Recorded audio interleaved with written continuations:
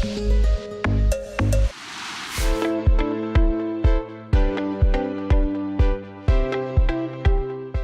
my name is Ivana De Maria, and I am a storyteller. I am a writer, actress, producer, and I have an app.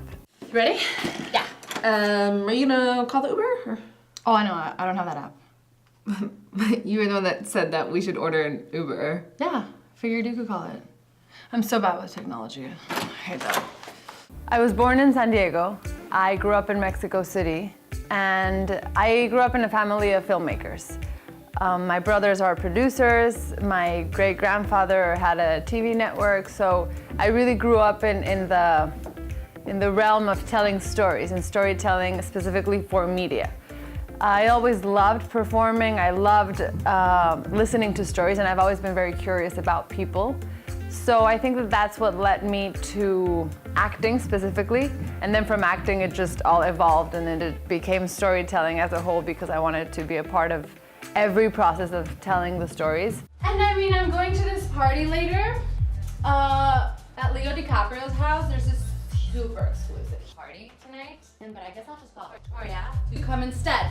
So when I started acting, I very quickly got very frustrated by the whole system of entertainment and acting specifically, and the fact that there was so many elements that did not depend on me, on my efforts, on my talent. It was very random. There was a lot of luck, let's say, involved. And so I also grew tired of waiting for people to give me opportunities.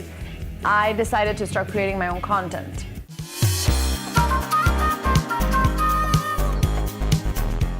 I started getting very into, obviously stories always, but more so real life stories.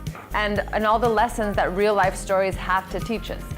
And so I kept waking up thinking, how many stories go untold in the world? All these stories, just people walking around filled with stories.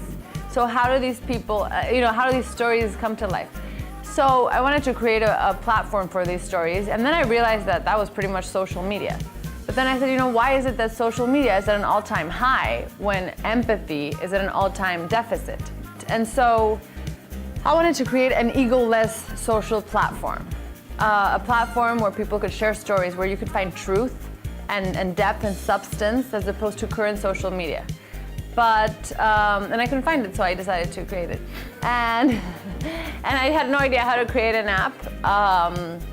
But I learned along the way. I really started drawing the app on a piece of paper. I was like, okay, this is what it's gonna look like, so now what? Oh, I need a developer. So then I went to a developer, and slowly I started learning everything about the app world.